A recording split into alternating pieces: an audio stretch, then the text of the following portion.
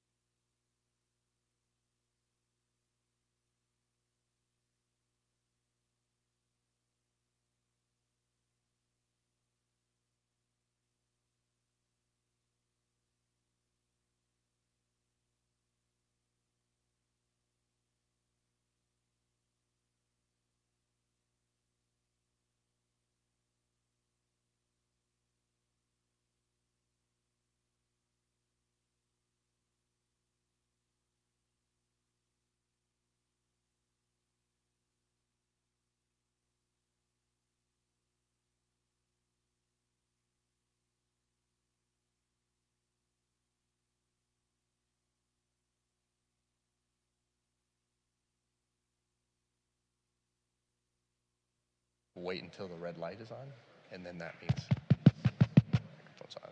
When you're done, oh, we.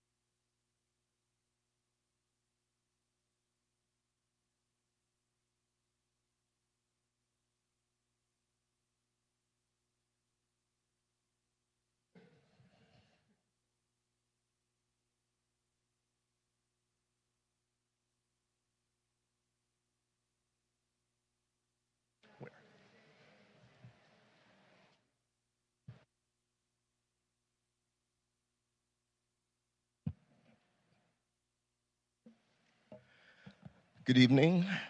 It's Monday, January 8th, 2024, and the public safety meeting is now called to order.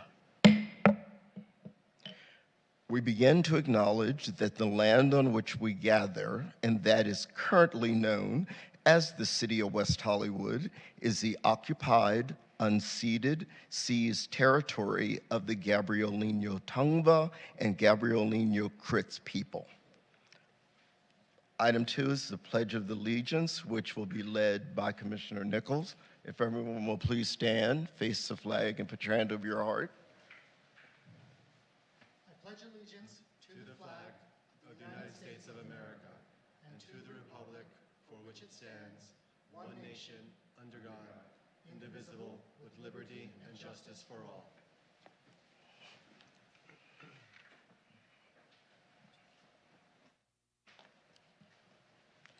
Director Rivas, may we please get a roll call?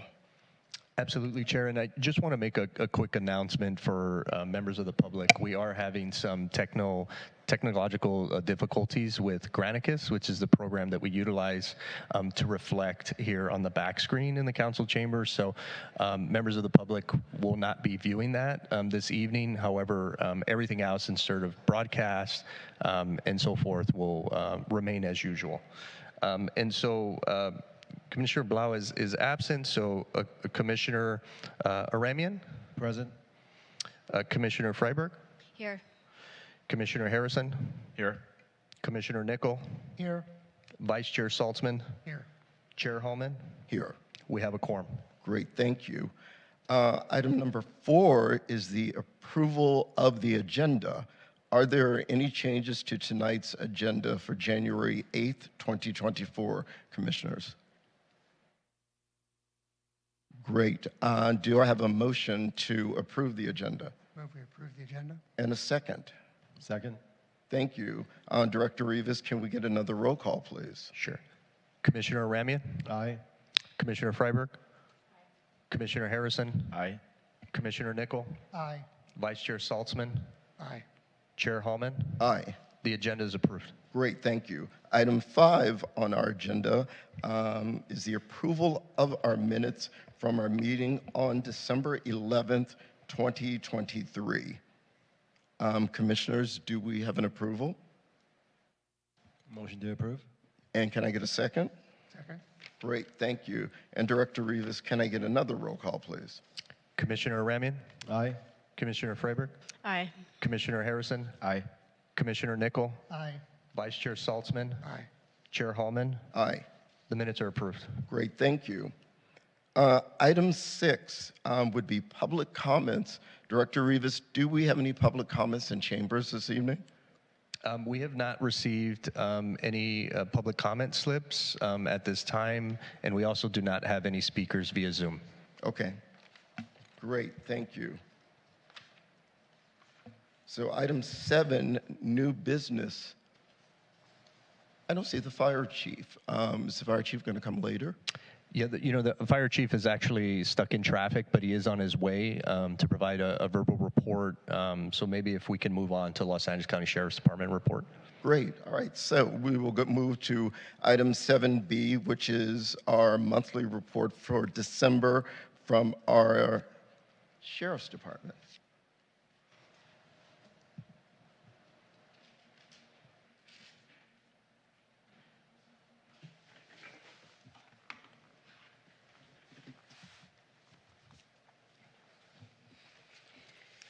Good evening. Happy New Year.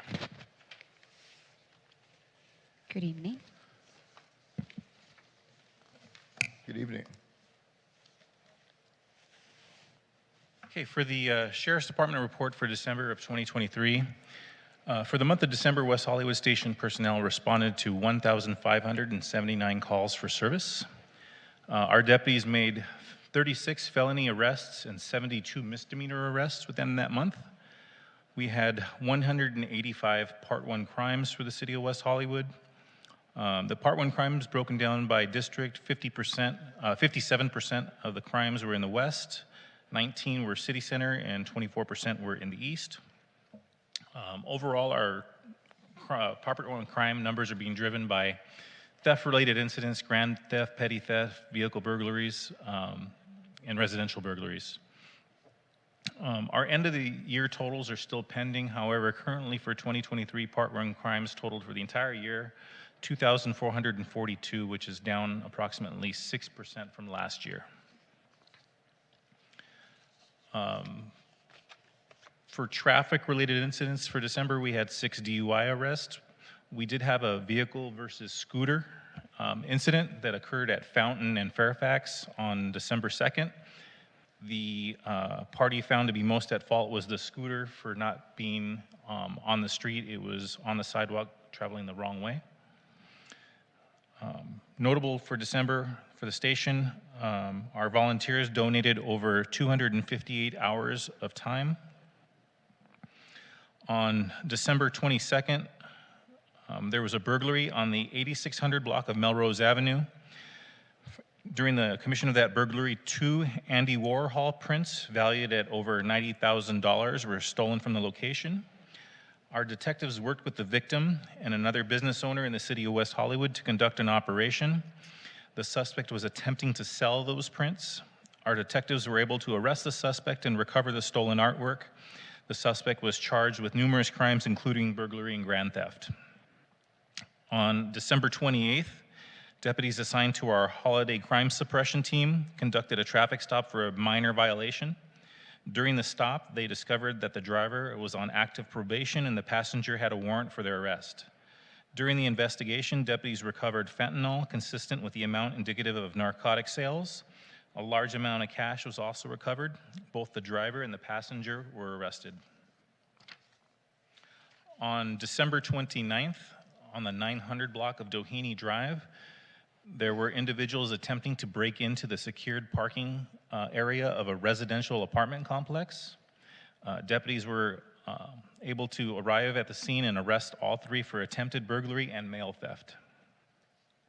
Last week, just this past last week, January 3rd through the 5th, narcotics detectives assigned to West Hollywood Station worked with our EPT and COPS teams to conduct 2 search warrants. These warrants were based on information and crimes committed in the city of West Hollywood.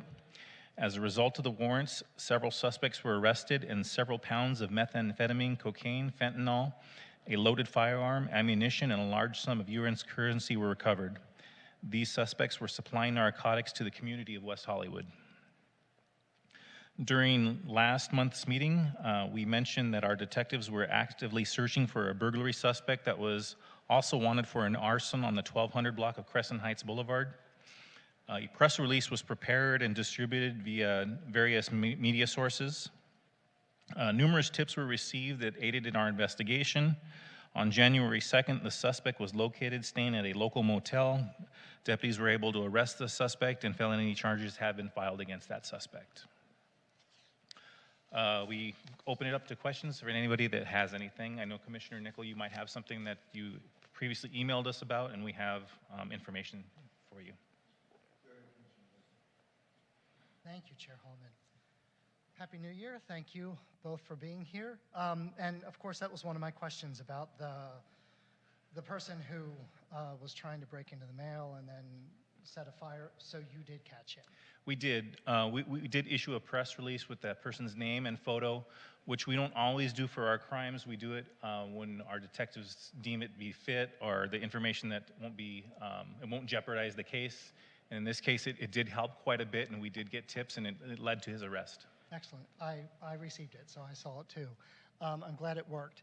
It's very interesting that you mentioned the arrests on the 28th. Was pulled over for a minor traffic violation. This is relevant because, of course, there are efforts to keep you from having those kinds of stops, but they can lead to good outcomes. They can be preventative. This was discussed during our conversation with CPE this summer. There was another arrest. So I'll just ask you, you do think that those minor stops can be very useful? Yes, for sure. Minor stops are very useful. We've discussed it in the past where minor stops have led to people having firearms and ski masks in the city of West Hollywood. And really, there's one purpose for those things, to be in a vehicle traveling around in our city. And a minor stop led to those arrests, and to take that away from us would be a bad thing for the city. Thank you for clarifying. We also discussed at the last meeting that there were some burglaries at Dorrington and Rangeley, and I know that your crime analyst was speaking with crime analysts from neighboring cities, and then after that meeting, Lieutenant Lapkin, you mentioned that you were also going to have a meeting with some other cities because these robberies, these burglaries are happening everywhere, not just here. It's up all over the place. Was that fruitful? Is there anything that you can tell us that came out of that meeting? Absolutely. I mean, like we've mentioned before, our crime analysts and the West Side, different law enforcement agencies on the West Side, they have monthly meetings and they share information. On this specific meeting that they have, it's not new information to us, but it's information that I can share with you. As you mentioned before, unfortunately, we call this the residential burglary.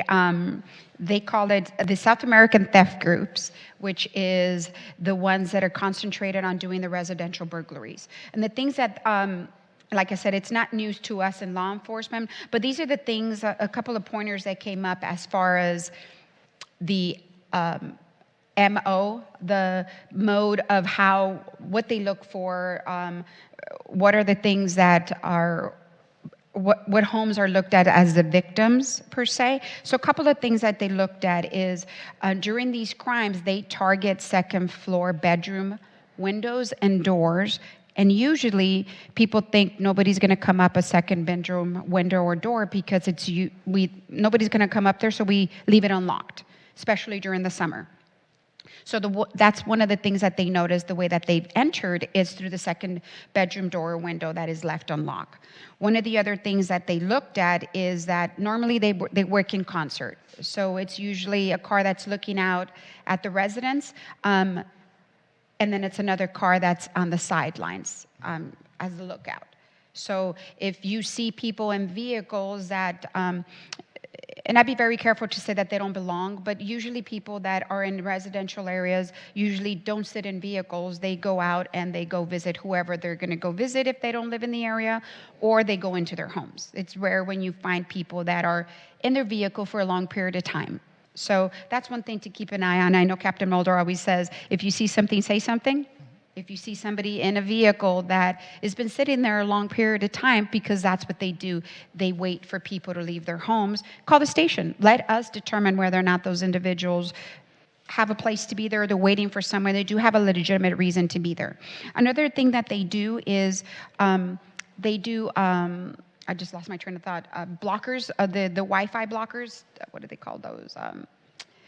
When they block your modem and your Wi-Fi, jammers. I'm sorry, I completely had a brain fart on the jammers. So they use Wi-Fi jammers. So if your alarm company is not hardwired and it's used by Wi-Fi is how your alarm system is done, they jam your alarm. So when you try to push the alarm's not working because it's on a Wi-Fi network. That's one of the things that they discovered. That in a recent arrest, as a matter of fact, over the weekend, not in our city but in LAPD's area, they arrested somebody trying to commit a residential burglary, and they had jammers in their vehicles.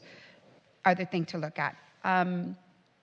One of the other things that they look at is not necessarily here, but in other areas where they have exit routes. Exit routes in the sense where there's hills, there's mainly in the hills because they can jump a wall and get lost in the hills. Here in our area, I mean, yes, we're 1.9 square miles and we're not, they can easily get out of our jurisdiction. We have excellent relationships with Beverly Hills, so if we look for vehicles, their cameras help us out a lot. And speaking on their flock cameras or whether it be their live, their 24-hour watch center, or whether it be the Alper flock cameras, they're not only great for recovering stolen vehicles or any vehicle that is wanted as a felony. It's also an investigative tool that their detectives and our detectives use in a variety of ways. And I'm not going to get into the ways that they use them, but it's been an instrumental tool to solve a lot of crimes, not only in our area, but in the vicinity. We're partners, so we help with that. So those are the main things that came about from from this meeting that they had. And like I said, they have it on a monthly basis. Every day, like we found out over the weekend, it's Monday. We already know that LAPD had an arrest because our crime analyst gets that information and it's distributed to our detectives. The detectives look for whatever pattern they had. We look at different crimes if that same pattern has been used in our area. So that's how we connect. So it's definitely a good resource that we have when we have all the different agencies getting together and discuss how the crime patterns. And it's really good for our residents because that's a main purpose of this commission, is to serve as a liaison between the people and you and city council, and they need to know these types of things because there are things that you've listed that certainly can be preventative, things that people can look out for. Absolutely. So that was really helpful. Thank you. I understand that Barney's Beanery also had their safe robbed like La Boheme. Is this correct? Correct. Earlier in the month of December, they did have a break-in, and their safe was taken from the location. And last time when we discussed the one at La Boheme, you mentioned that this is a nationwide thing. Again, it's a crime syndicate or something. We're assuming it would seem that it's the same type of thing and no arrest had been made. Is that correct? Similar type of crime. With this particular incident, I can't give out too much information. It's still an ongoing investigation, but when it relates to La Boheme, a little bit different as to what happened during the course of it. Mm-hmm. But yes, there is this type of crime syndicate that's going around targeting businesses, things like that. This one might be a little bit on the different side, but like I said, I can't say too much of an ongoing investigation with it. But yeah, it is something that we're looking at as part of a crime syndicate, a group that's going around doing these type of crimes. Is there any information that you could give or advice that you could give to businesses openly? Or could they contact you privately if they feel more comfortable that way, if there's something that they could learn to help prevent this? Absolutely. We do regular walkthroughs with businesses, residences, apartment buildings, whatnot, to give advice on what they can do to better keep their business safe in general. Just basic information. Obviously, we can't tell people how to run their business and run their doors, but yeah, we can give advice for sure. We can do that coordinated through our daytime cops team. They do that on a regular basis. Great. And the year-to-year numbers, overall, crime is down around 6%. But we have to keep in mind that this is from last year, which was really high, if not an all-time high. We had a great spike. So we're coming down from really high numbers. And a lot of people still feel that crime is up. And if you really dig into it, it makes sense because a lot of the stuff are things that were a problem that I know that you were tasked with doing something about, like the cell phone thefts, which are down, and you made headway there. But now we have other crimes that are a little scarier, the robberies, the street robberies, and the burglaries. Is there anything that you can say that would help you continue to combat this? Is there any advice that you would have for people who are afraid for their residents? You already gave some really good advice as far as second-story windows and stuff, but just be aware of your surroundings. Anything you'd like to say about that? Yeah, I mean, being aware of your surroundings, protecting your property, protecting your businesses, it plays a big factor in things. We've been hit hard by vehicle burglaries, things like that, and a lot of that has to do with people leaving property in their vehicles. It's really just being vigilant with your own property, protecting yourself. We do what we can when we can. For the holidays, we had a holiday crime suppression unit out there focusing on residential burglaries and retail theft, things like that. We try to have as much as we can focusing on crime trends that are going throughout the city. On a weekly basis, we do conduct special operations with our special teams to try to target those areas that have increased crime, whether it be a residential burglary or a vehicle burglary. We plan out our operation based on what's going on. Again, just having people be vigilant and make that effort to protect themselves and to protect their property is really what we need from the public to help us. Great. Thank you both. All right. Commissioners, do we have any other questions? And I know we have a light agenda tonight, but let's just be mindful that we all collectively did agree that our questions we would try to keep them to 4 minutes with each agency, so we all have time. So, Vice Chair. Thank you, Chair. I just wanted to offer an alternative perspective with respect to the exchange you just had with Commissioner Nickel. Minor traffic stops, it's been shown repeatedly, have a disparate impact on minority individuals. There have been a number of investigations of the Sheriff's Department, of the Los Angeles Police Department, and other policing agencies. In the case of the LA Sheriff's Department, the Citizens Oversight Commission, and the County Inspector General have concluded repeatedly that in some areas, anyway, in the Sheriff's Department, the stops are way out of proportion to the number of individuals who are minorities in the population. And we saw that in the CPE data as well. It's not an easy issue. It's not a clear one-to-one. But I wanted to raise that perspective because I think while Commissioner Nickel is right that in some instances these stops do lead to good results, in many instances they do not. And it's a significant issue affecting big parts of our communities. And I wanted to offer that perspective so we keep it in mind as we think about the benefits of those stops. Thank you. Commissioners, does anyone else have? Commissioner Freiberg. Sorry, we don't have our electronic device tonight, so we're doing this old school. Hello, thank you for your presentation. Just a few quick questions. There was that scooter e-bike accident that had happened that you had mentioned. I don't have any of the paperwork in front of me, but there was no citation given. Is there any reason for that? So typically citations are given when a deputy witnesses the violation. Citations can be issued for traffic collisions after the fact. However, usually what the protocol that we go through at our station is that once a detective receives that case, they basically mail out a citation to that person that was in violation. The status quo basically is that if a deputy sees a violation, then they can write that citation in the field. But with something like that after the fact, we usually leave it to an investigating detective to handle that. And then what would be the most or the highest citation you can give? By highest, you mean? Having to do with scooters and e-bikes. So all citations are basically the same. They're infractions against the vehicle code. The penalty level, that varies on what the court system deems what they want the violation to be. If they want to, for example, a speeding ticket has a base violation.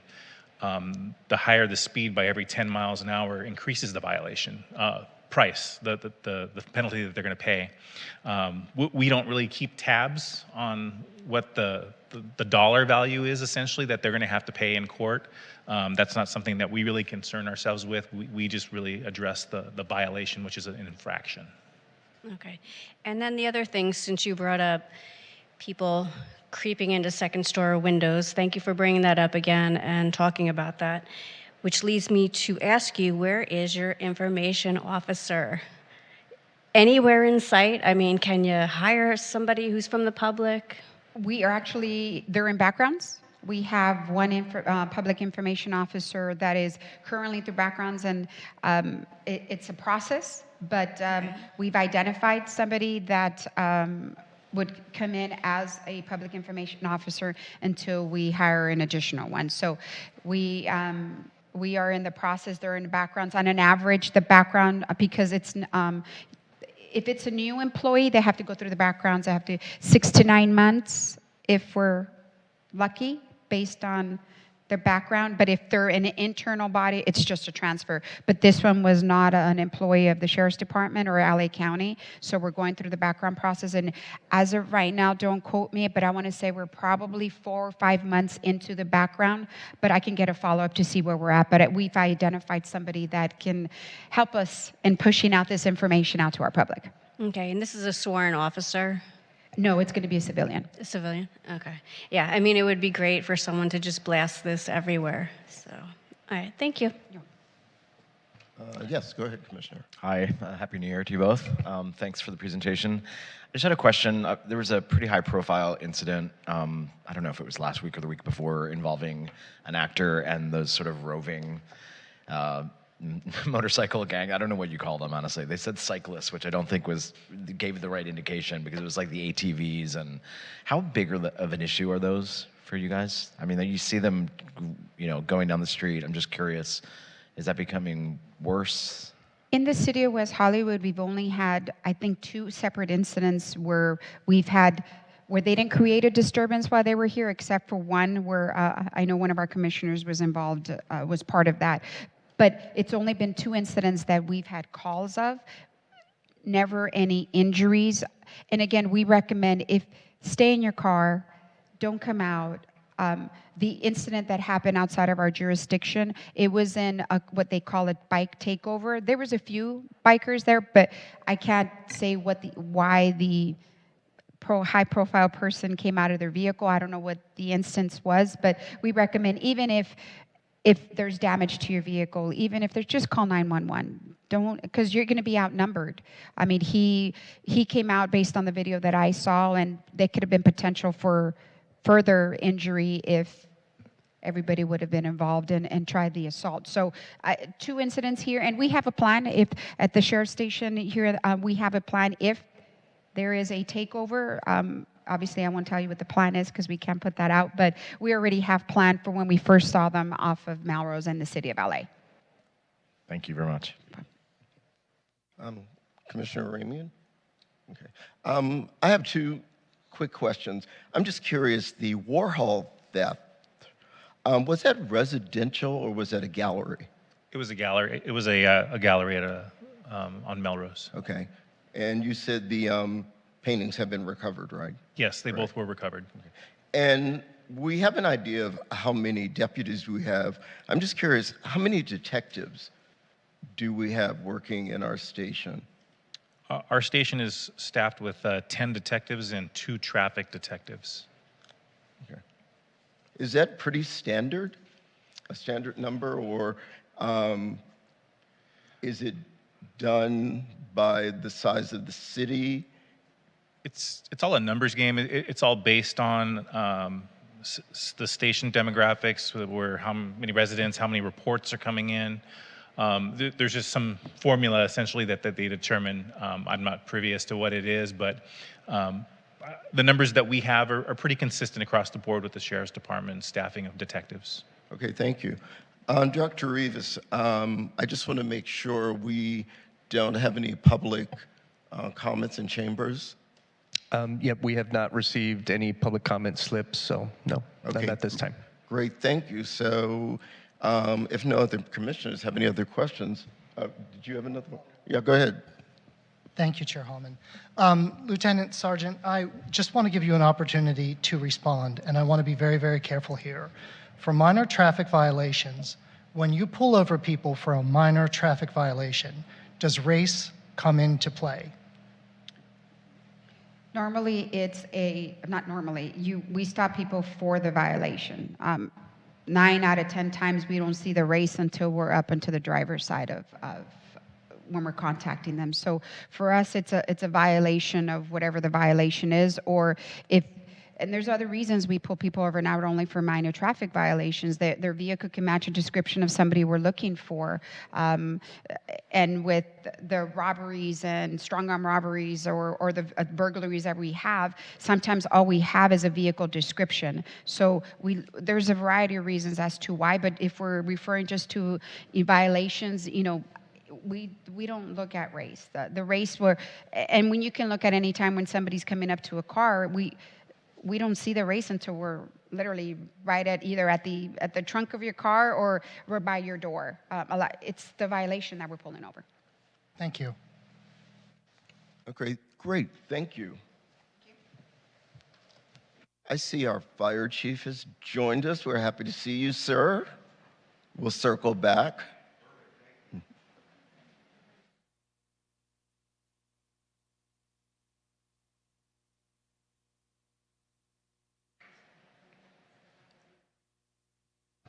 Thank you for the flexibility.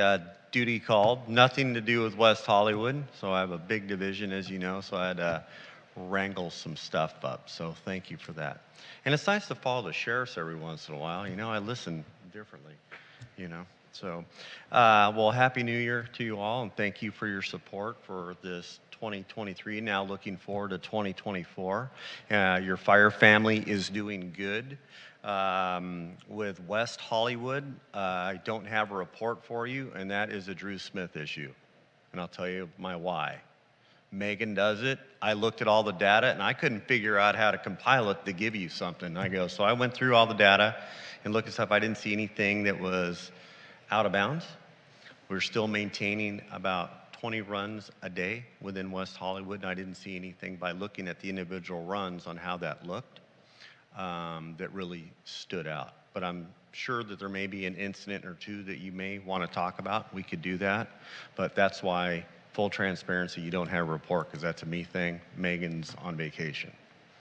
The holiday season was, I feel, successful out here. We didn't have anything that was really substantial. Everybody behaved, let's say. Felt good, because I have a lot of worries when we get into the holiday season with lights, candles, festivities that are going on with the population and density that we have in West Hollywood. It's always a concern of mine. And I briefed to that before we went into the holiday season. So as we look forward, we're preparing for LA Marathon, which is going to be in March. So we'll be, of course, in unified command with LA City, LA County Sheriffs, Department of Public Works, and a whole vast array of folks for a successful LA Marathon. And we're in the preparation planning phase for that and how it's going to look and what the impacts are going to be to West Hollywood. And so I haven't seen the route, any changes, so we're still in that planning phase for that. The Los Angeles County Fire Department is going through a major communication change, which will be giving us different option of channels and how we're going to conduct business. So we're training our mutual aid partners in that. These kind of changes happen with additional frequencies, how we use them on structure fires, how we use them on wildland fires, the communication center. So as technology changes, we need to change as well. So it's basically a technology change in how we're doing our channels, but communication etiquette and how it's done is going to remain the same. But we need to train to the muscle memory that we've had on how we're going to do business. But the way we run any of our incidents will be the same, but the menu will be different, if you will, on our communications plan, which by no stretch of the imagination has anything to do with West Hollywood. It's with us and our mutual aid partners and how we do. So we train all of us together to make sure that if they come to our incident, that they know the communication plan, or we go to them, we go to their communication plan. So we're excited about it. It's going to bring a lot of technology into the way that we do business, and we're really excited about that. And that changeover is going to happen January 22nd, which will have really, you wouldn't even know unless I told you. So it's exciting news, so that's why I thought I'd talk about it. Always, we're doing our continued training with West Hollywood Sheriffs. So all risk incidents, active shooter, multi-casualties, we're consistently in communications and training to those components, because it's not if but when. And so we're training, looking ahead for that, and we continue that. It's nothing new. We do that continually on best practice for those type of incidents. And just looking for winter safety. When we talk about holiday safety, I want to talk about winter safety. So we want our residents to understand that space heaters, it gets cold, winter time happens, so just be aware of our residents on how they're utilizing appliances for the right reason. Not opening ovens to heat the house, which happens, putting space heaters in places that is not surrounded by close objects that could potentially become flammable.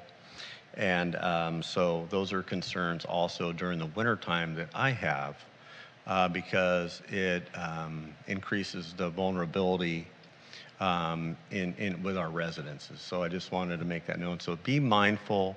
We want our residents to be mindful when they're using heating devices that there's ample space around them and what they're doing. Also with extension cord use with that those are for temporary. We don't want to overload any circuits.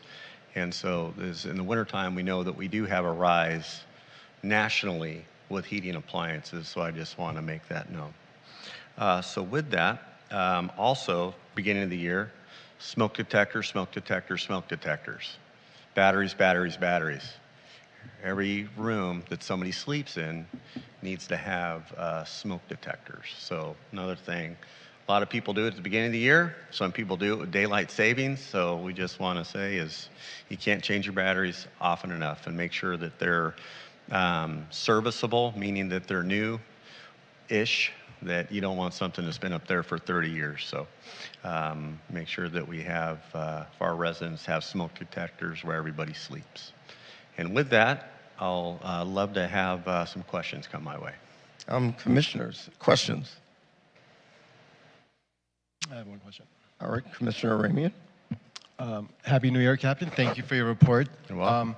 I have a question in regards to, I don't know if this is going to be falls under the fire department or, excuse me, it'll fall under the city, but it's, we've been having a lot of earthquakes lately. A couple of earthquakes are hitting LA County.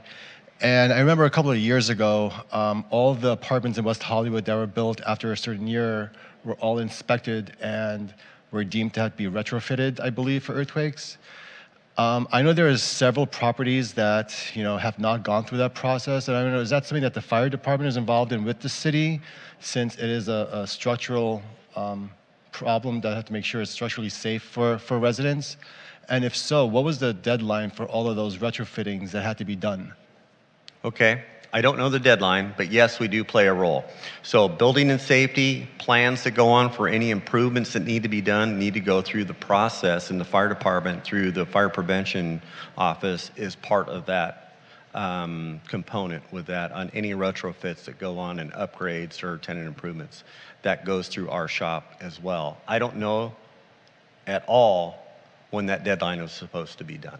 I don't know. But I want to talk to you really quick, if I can, on earthquakes. One thing that we do, so operationally what we do. Anytime that we have an earthquake, we have an all-call, and each station does a site survey, meaning is your station functional? Are the apparatus doors able to go up and down, and can you go on a response? Do we have communications? That's either a yes or no. That's reported to the jurisdictional battalion chief that touch bases with his or her stations within that battalion. They all report to him or her, and then we do an operational roll call within 15 minutes after an earthquake, starting in Battalion 1. And then they give a report, felt, not felt, and then any reportable damage is noted done, because we want to make sure that we can have that operational efficiency in what we do, because we have different levels of operation. If we have complete communication failures, we have bridges down, we have any infrastructure problems, there's a whole process. I just want to educate you in that, because that's one of those components you talk about with what if we do have damage to buildings. Well, how does the fire department look at that? We also do, if we do feel something, we go, ooh, that was a big one. We do jurisdictional surveys where we make sure our station's safe and we can get our apparatus out, and we go and we do jurisdictional surveys, and we have to do those within 30 minutes and report back so we know the extent of the damage within the Los Angeles County Fire Department and all the stations and people that we protect on the magnitude, so that can be relayed to if we need to build a big incident or if it's just centered somewhere else. I just want to give you an overview on some things that we do. And you go, wow, I never knew that. So that's what we do. So you said within 30 minutes of an earthquake, you guys do a jurisdictional Correct. survey? Correct. Now, for West Hollywood, that's 1.9 miles. So Correct. between Division 7 and 8, you guys are just driving throughout Correct. West Hollywood, checking for structural damages? Yeah, they look at damage assessment. And so that's reportable. And if there's something they need, two things it does is it gets us out to look at whether it's day or night. Night is more challenging, as you can imagine. But if there's something that may not be able to be reported because of infrastructure, we can take action. We can get waved down. We could see something that happens. They can take action. Those radio communications goes on. So that's also one of the components besides identifying how strong it is or is not. If there's any structural damage or infrastructure damage, we also have the ability, if we come across something, to take action, but also call that we have an incident that requires more resources, we can get them in here. Thank you. Yeah, you're welcome. Commissioners. Go ahead, Commissioner. Good evening. Good evening. Just a quick question, because this is something that happened the other day. I guess someone had called the fire department and they were trying to get into an apartment building, and nobody was answering the phone. Okay. And the only guy standing outside was someone who spoke Russian. And so, a lot of the staff were like, "Do you speak Russian?" I'm like, "No." So then they couldn't get into the building. I mean, eventually they did. Do you have Russian interpreters? Because I know a lot of our, according to the city, a lot of our residents from the Russian community are around 70, 80, 90 years old. So I assume they would, use the fire department quite often. So how does that work? So we do have interpreters, and we actually contract with an interpreting service. So if we know that we have something and we have a language barrier, we can get that information through 911 dispatch that uses a interpretive service to get that relevant information, and then the dispatcher will communicate that via radio or type it into a notes format, and it'll come up on the engine company or piece of equipment's mobile data computer that we could also give that information. So we can do it via radio, or we can do it via, or both, to where the engine company captain can see it on their mobile data computer. But yes, we have an interpretive service that we do have available to us, which is used quite frequently throughout the county or West Hollywood. It's very common to use that service. Okay, and so then what would happen once the fire department gets in and the person or nobody in that apartment speaks Russian? So you can actually call somebody and have them interpret in real time, and someone's always available? Yes, we have that availability, but I can tell you what usually happens is that we look for somebody, so we don't have a telephone relay to where we have to hand the phone, then go back, or how it works.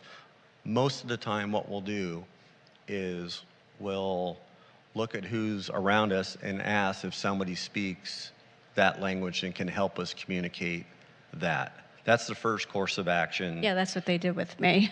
Okay, yeah, that's what they'll do, is they'll say that. They asked me that and so immediately. you could see whether it's Russian or a Spanish speaker, and maybe the West Hollywood firefighters are trying to have this conversation, and shame on us if we don't go, "Hey, does anybody speak Russian right here?" And you go, "I do." "Ooh, I need your help." And then we try to keep it, hopefully for you, and thank you for doing that, that they gave you short things to ask so it could be relayed. That is quite common with a lot, like in Rosemead, that has an Asian language component to it in Rosemead, that they will use somebody that's a bystander to help with that, so we can have everything on site. Sometimes it's more efficient, but we do have that telephone service that we can do that to patch through with your firefighters that are on a scene. Okay, thank you. You're welcome. And thank you. How did it go on your end? Let's hear about how it went on your end. I don't know, I ran away. No, I'm just kidding. I guess they eventually got in. It wasn't my apartment building, but Okay.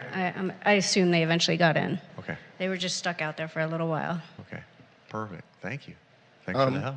I have a few questions, and Director Rivas, you might have the answers piggybacking on what Commissioner Ramian asked.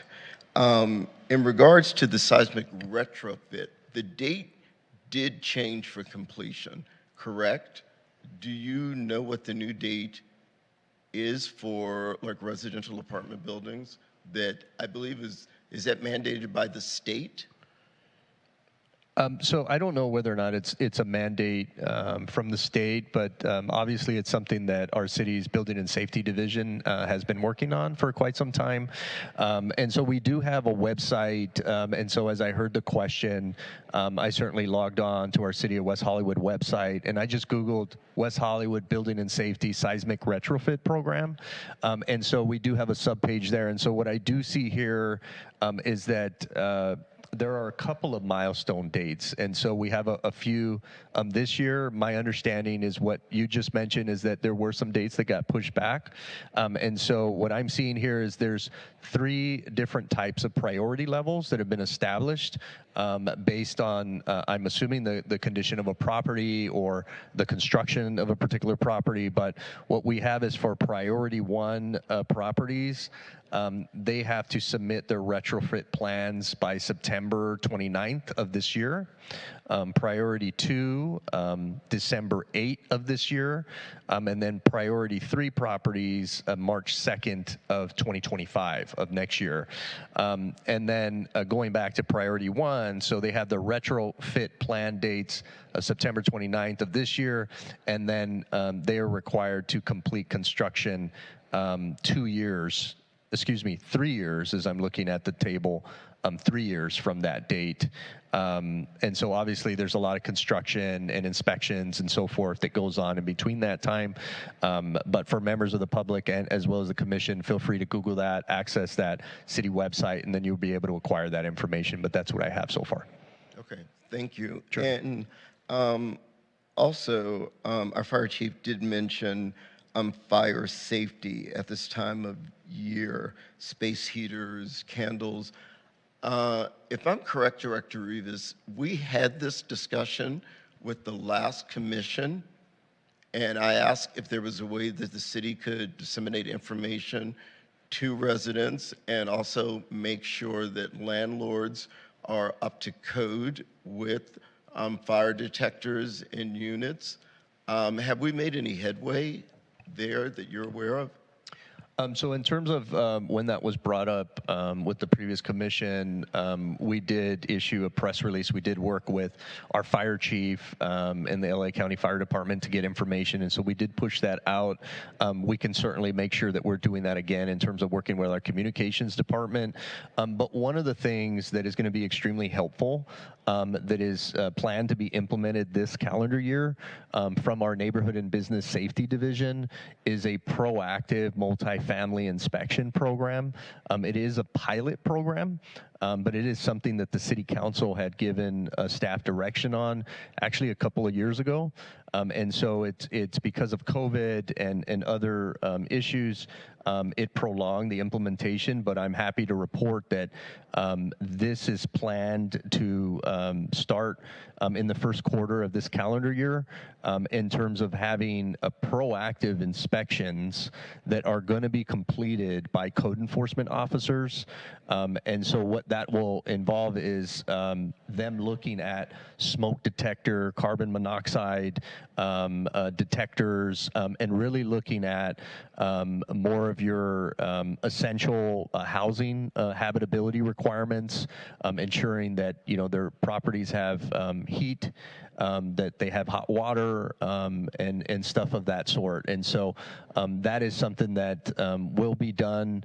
And so part of the program is that these code enforcement officers will be inspecting the common areas of a building, looking at the exterior, looking at the common with the elevators, the hallways, if there's laundry rooms, etc. And then when they're doing so, they're going to be posting and notifying the residents in that building when they're planning to come.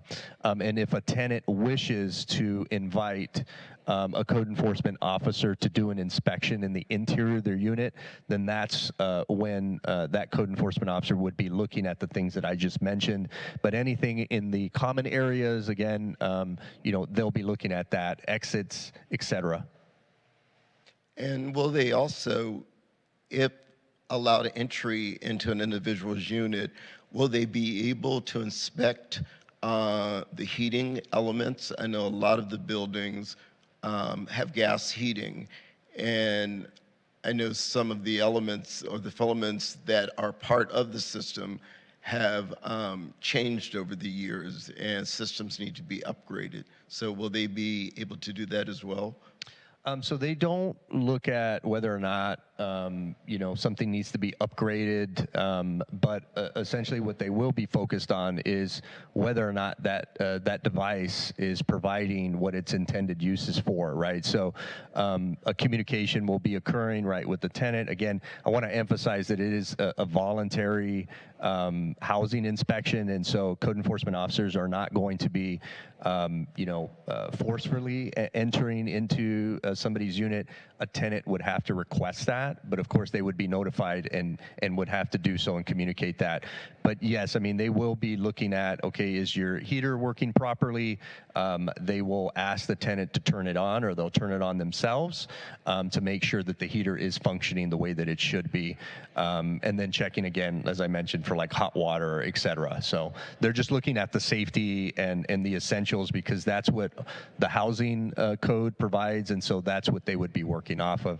But it wouldn't give them the ability to say, hey, you know what, you have an older unit in your residence and it needs to be upgraded by the landlord. That's not something that they would be looking into. Okay, great, but it sounds like an amazing program. Thank you. Sure. I'm very excited about that.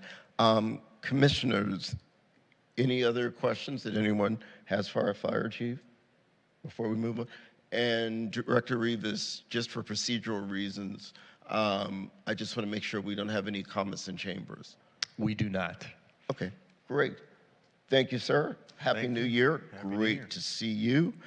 Up next on our agenda is our monthly block-by-block security ambassadors report.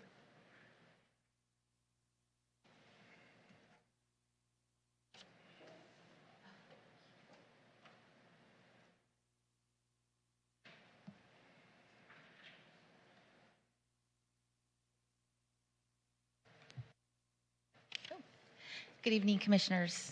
Happy New Year. Happy New Year. All right.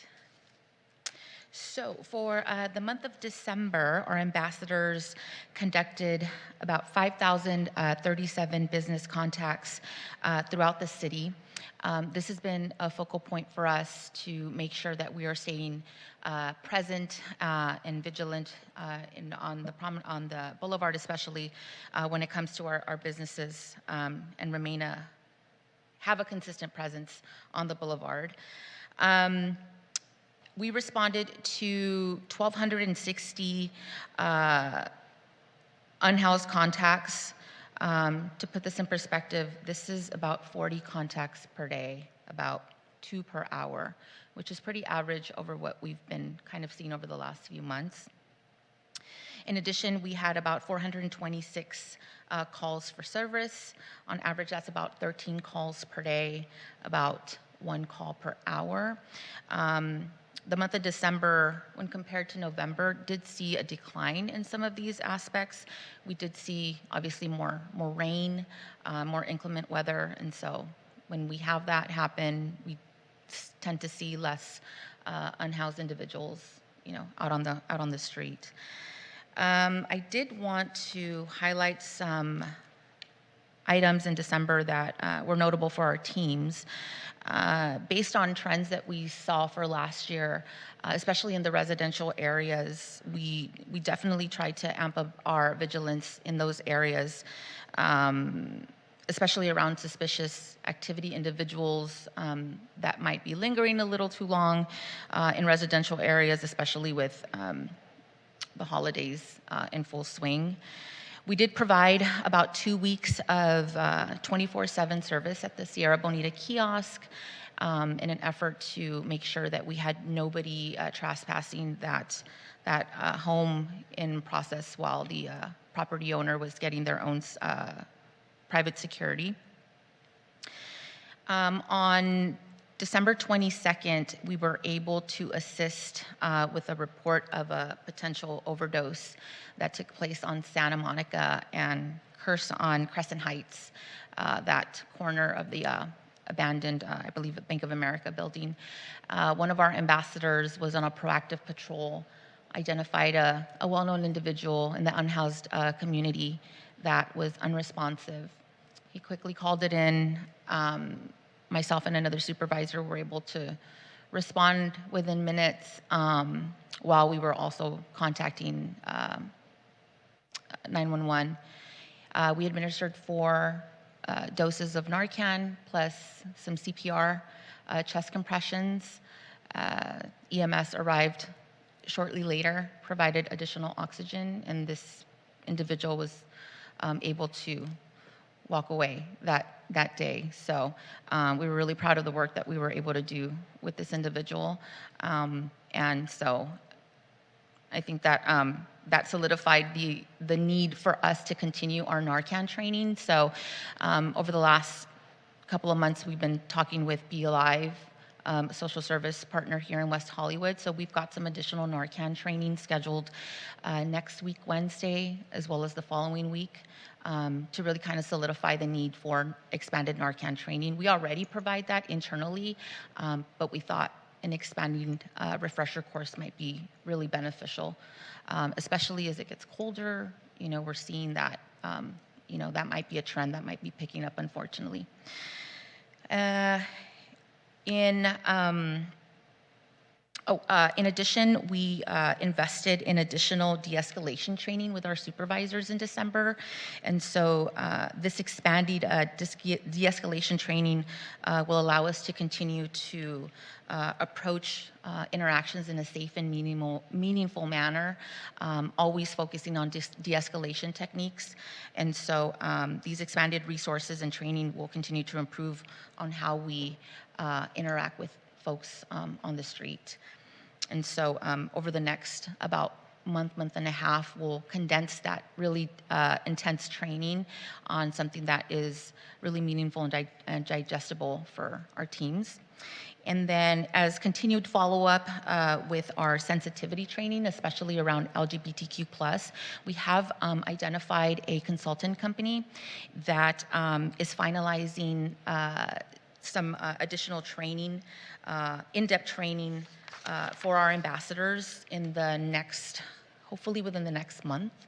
And so some components around that training to really make sure that our ambassadors are approaching all those interactions within the community around sensitivity are to make sure that we understand and relate to terminology and concepts related to gender, that our ambassadors are able to reflect on their own relationships with gender and gender identity, that we're able to name practices and techniques that honor diverse identities and build trust in the community, as well as build opportunities to develop and practice inquiry and recovery skills for use when encountering unexpected or perceived unaccepted behavior by diverse visitors. I think the most important thing is the recovery. You know, if we misgender somebody, or if we in any way engage in any conversation that might be deemed disrespectful, we want to make sure that we're able to recover, you know, and justify move forward positively with conversations within the community. I think that's all I have to report. So if any of you have any questions, I'd be happy to answer those now. Commissioners? Yeah, Commissioner Freiberg. Hello, Erica. Hi. Thank you for your presentation. Just a couple quick questions. So I did see on the paperwork that you do train. Do you train block by block for social services for the city? We do. You do. So they all know about it and they'll know where to send them and everything. Okay, that's great. Yeah, we use pamphlets that we get from the city, and so part of the training is the social service providers when they're here, who we can call. And so anytime we have a social service provider in the city offering services, it's part of our pre-shift. So we let our ambassadors know, hey, don't forget, you know, today's Tuesday, you know, we're going to be at Plummer Park. They're going to offer medical services. And so make sure any interactions that we have, we're sending those folks there. So, yeah. Okay, yeah, that's great. And that's great for the city, too, because it's always so hard to get the word out about the social services, which leads me to your hospitality assistance increased from last year, 2,732. Was it the refrigerator magnets that have been getting the word out about your services? I mean, that's incredible that it went up that high. So I'm kind of wondering how that happened. So are you referring to the All City? I think it was. I don't have the paperwork in front of me. I just have my. Yeah, so I think I know the conversations since I've been here and overseeing the program is the importance of hospitality. That's one thing that whenever we're hiring new individuals, that's the first thing that we want to make sure that our ambassadors are friendly and approachable and engaging in conversation before anybody engages with us. And so that involves making sure that we've got current information about, events in the city, making recommendations, making sure that we're equipping our ambassadors with any tools they can to make sure that they have meaningful conversations and providing information to visitors and residents in the city. So that's definitely a continued focus for us, and so you'll continue to see those numbers from us for sure. Okay, and the last thing, I had mentioned this several times, going back to the Shea days, visiting senior buildings in the city. Have you guys done that yet? I haven't had the chance to do that, Joy. I actually, if there's any contacts that you can provide, I know that I'm still getting, community members that reach out to me directly. But if I haven't had a chance to do that, I encourage them to do so. If they want to do that, I'd be more than happy to do that. Yeah, I'm sure Danny and Jessica can definitely give you a list of the senior buildings in the city. Yeah. Okay, and that's it. Thank you, Erica. You're welcome. Commissioners. Just had a quick question. I assume the spikes, hello. Hi. I assume the spikes are, there's some pretty drastic spikes in some of the data, but I assume that's because of when the contract started from Correct. 22, right? Yeah, I did want to also make that notable difference. So our contracts especially around the West Side Residential started in October of last year. So that's where you'll kind of see a lot of those increases. We added an additional 30 ambassadors, so you're gonna see a lot more contacts. To add more context, while we don't have a database around persons of interest, for example, common individuals that we see on the street, a lot of these numbers we're making multiple contacts per day, sometimes with the same individuals. If we're having them relocate from one area, unfortunately, a lot of the times they're going to relocate to other parts of the city. And so while, there might be individuals who we know are maybe exhibiting really unwanted behaviors and we're kind of keeping close eye on those individuals, there are plenty of times where, we're making contacts with the same individuals because we're just simply asking them to relocate from different areas of the city. Yeah. Commissioners. Commissioner Ramian. Good evening, Erica. Thank you for your report and Happy New Year to you. I think you answered part of my question just right now. In regards to the unhoused contacts that you guys had just on Santa Monica Boulevard alone was 641. And that's a significant increase from last year. And you had said that you have multiple contacts with some of the unhoused people, so I'm assuming that's why the number could be also very high. But my other question is, who is initiating these contacts with the unhoused? Is it business-driven? Is it the ambassadors? Is it the unhoused stopping you guys, asking for assistance? So that's my one question in regards to the unhoused context. The other question I have in regards to the safety escorts, there were 33, I believe, for the Santa Monica Boulevard district. And I'm just curious, how are those requests being initiated? Are they going to the kiosks? Because I don't believe the kiosks are operational late at night. Are they just seeing the ambassadors on Santa Monica Boulevard? And what is the assistance? Can you walk me to the parking lot? Can you walk me to my apartment? And if it is walk me to my apartment, are they done in pairs to prevent any accusations that may arise in regards to those escorts? Sure. In regards to unhoused contacts within the city, it's within Santa Monica Boulevard, it could be a combination. A lot of the times it's proactive patrols. A lot of the activity that we do see is on the boulevard. And so it's whether our ambassadors are on patrol and they encounter someone, a lot of times it's a proactive patrol. Sometimes it's calls for service. It really just depends. It can come from any form of communication, but I can say that a majority of the ones on Santa Monica are proactive patrol.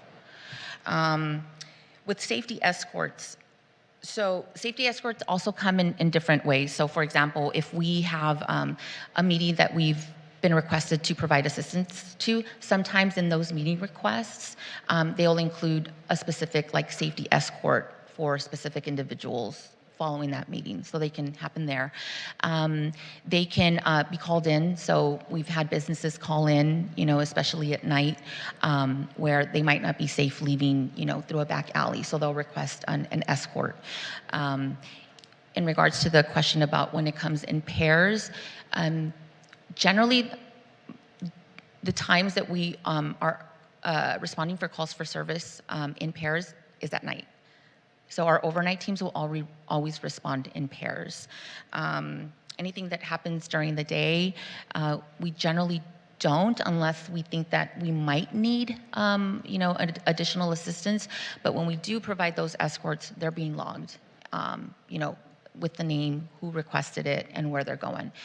In regards to your question about where we're providing these services, so it's within the city. If we can walk somebody, a distance, a reasonable distance, we'll walk. So for example, if someone's requesting, to be walked, across the street to a nearby residence, absolutely we can do that.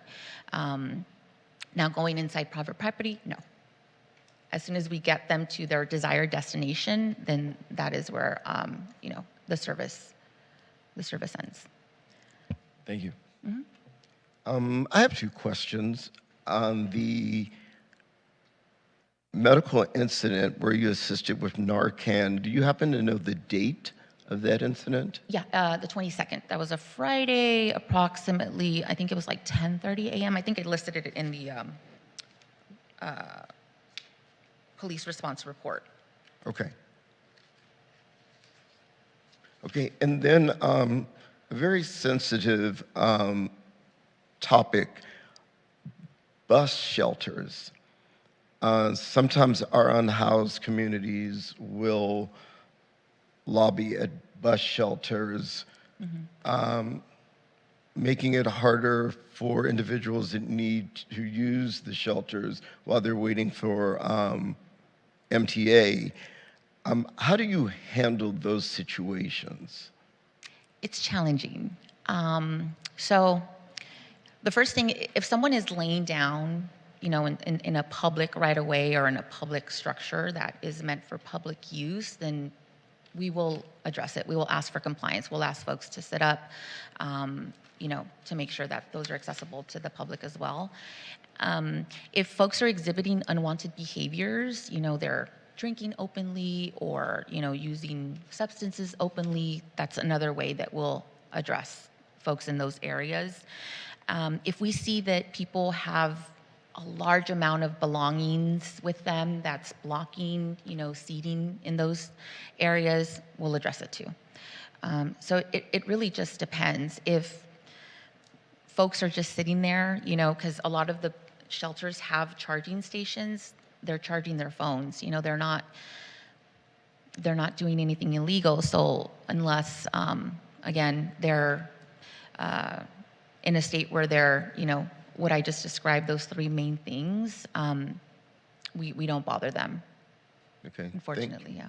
Thank you. Yeah. Commissioners, any additional questions? Hi, Erica. Hi. Thanks for your report. So West Hollywood Park, I believe the 24-hour bathrooms are going into effect, is it this month? Has it started yet? Not that I'm aware of. That is still something that is being, I think, discussed within the city. So it's not something that we've been asked to do yet. Okay. I thought that it had been approved for here. Plummer Park, we were still waiting to hear, but I was just wondering how it was going because I know that Block by Block is going to be there when that happens, just to see how it's going for you. Yeah, But if it hasn't started yet, Yeah. Well, once we receive the details of, what the need is going to be, especially as we, go into like overnight, currently we're there until midnight. Right. Then we'll be able to adjust our deployments to make sure that we have coverage. So, great. Well, when it does start happening, it'd be nice to just hear how it's going once it does. absolutely. Thank you. Great. Before we move on, just I want to double check, Director Rivas, that we don't have any public comments in chambers for block by block. We do not. Okay, great. Thank you very much for your time. Happy New Year. Item 8 is items from staff. Director Rivas, do we have any updates this evening? I do. Thank you and Happy New Year to all of the commissioners. Danny Rivas here, Director of Community Safety for the City of West Hollywood. I wanted to start off first by being excited to announce a new member of our Community Safety Department team. Anita Shandi, who's sitting to my left here, has started her role as our new Public Safety Manager in the department. And so I certainly want to turn it over to her and give her an opportunity to provide some background. Thank you, Danny. Good evening, Chair, Vice Chair, members of the Commission.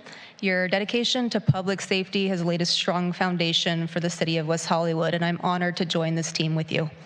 Together, we share a common goal to create a safe and secure environment for every member of our community.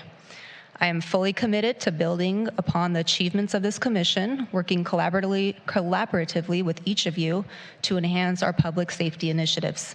I spent the last 14 years with the City of Glendale Fire Department working on large-scale emergency incidents and unified command, collaborating with law enforcement, serving as liaison to the media and elected officials, and providing community outreach, emergency preparedness, and training to the community.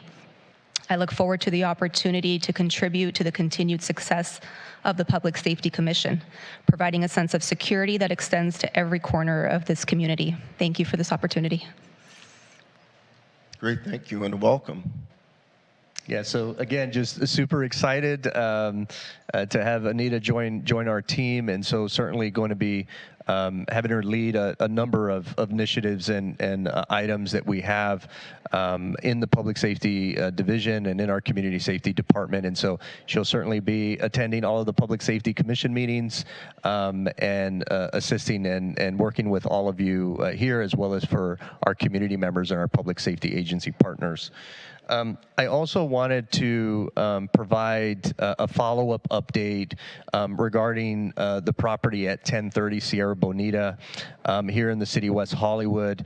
And so I'm pleased to report that the property owner did demolish the unsafe structures that were on the property.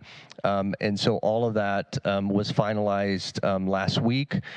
There still is a demolition permit that's active on the site. And so kind of the final steps in that process will be for the property owner's contractor to contact our city's Building and Safety Division and ensure that a building inspection is performed to ensure that, all of the utilities, et cetera, have been capped appropriately.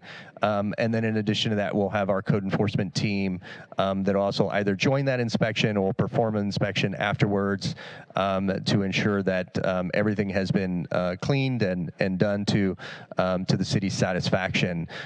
We have communicated that with neighbors and certainly received a number of comments and emails from neighbors in terms of being pleased as well with the work that has been accomplished there. There will be some additional communication to the property owner in terms of placing some sort of or repairing some of the fencing. Common fencing is what we refer to in between some of the neighboring properties, just to make sure that that is kept secure. The on-site security will no longer be in effect, given that the structures have now been demolished.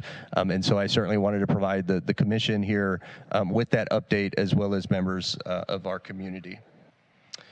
And then I also just wanted to bring to the Commission's attention, given that it is the beginning of the year, we have some items that are reflected on the Public Safety Commission's work plan. And one of those items that is of obvious importance is our Los Angeles County Sheriff's Department contract. And so as we get near, I know right now it's January, but we begin discussing internally kind of the budgetary process involved with making recommendations, et cetera, to the City Council. And so more than likely I'll be placing an item on next month's agenda as it relates to some of our public safety agency contracts, and then of course giving the Commission an ample opportunity to provide their recommendations, which we would then incorporate and bring forth to the City Council during their discussion. So that concludes my comments, and I'm certainly happy to answer any questions the Commission may have. Commissioners, any questions for Director Rivas? Just one question. Good evening and Happy New Year, Director Rivas. In regards to the 1030 property on Sierra Bonita, do you know if they will be putting fencing around that property? Because currently now I know that the entire, it is bulldozed. Everything is completely gone. You could see Gardner from Sierra Bonita. It's nice to see it completely demolished and making it safe for the neighboring neighbors who are right besides that. But my next concern is going to be putting some kind of fencing around it, like the one that is on the other side of the property, other side of Sierra Bonita, just to make it some kind of safe that people don't go in there and just hang out or do whatever. Do you know if that's going to be happening? So we don't allow chain link fencing, and I know the property that you're referring to that's across the street, and I've been by the site, since it's been demolished at least twice, and so the city does not approve temporary construction fencing is what we would refer to it as, right? Which is your chain link with like a green mesh attached to it, unless somebody has an active building permit. And so that property does not have an active building permit. Demolition permit is different, but it is something that we would potentially be considering. But I think, along kind of the common fencing that I was referring to, that's adjacent to the rear property on Gardner, right? And then to the left or right, if you're facing the property, right, those properties there, having some other type of approved fencing material reestablished there.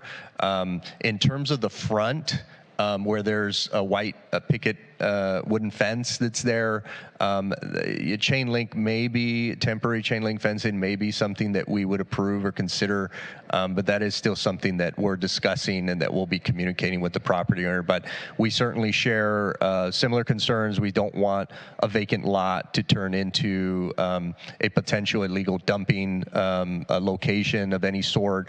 And just know that even though security will not be on site, our code enforcement team, our block-by-block security ambassador team will continue to patrol the area at different hours throughout the days to make sure that if there is something that emerges on the site, if folks are utilizing that or trying to hang out on the property and they shouldn't be, that we would be able to identify that and address it swiftly prior to any sort of fencing being installed. Commissioners, any additional questions? Thank you, Director Rivas. Also about the property on Sierra Bonita, there was a point where the city had block by block, there is security, before the owner of the property got their own security in there. Does the city get that money back? Do we charge them for what we paid block by block to secure their property? Yeah, so that does get a little tricky at times, but the short answer is yes. The city does have the ability to recover costs associated with providing a type of service, right, like security on a property once we've ordered it. And so in this instance, there was a couple of days prior to the property owner placing security on site that the city did make a decision in terms of relocating and having some of our block-by-block security ambassadors there. So we will be incorporating that as a part of any sort of recovery process that we decide to take on the property, but that's still something that's being reviewed by our legal team. Good. Thank you. Sure. Commissioners, any additional questions for Director Rivas? Okay, great. Moving on. Item 9 is public comments. Just want to make sure that we don't have anyone in chambers. We do not, Chair. Great. Thank you, Director Rivas. Item 10 is commissioner comments. Commissioners, does anyone have any comments this evening?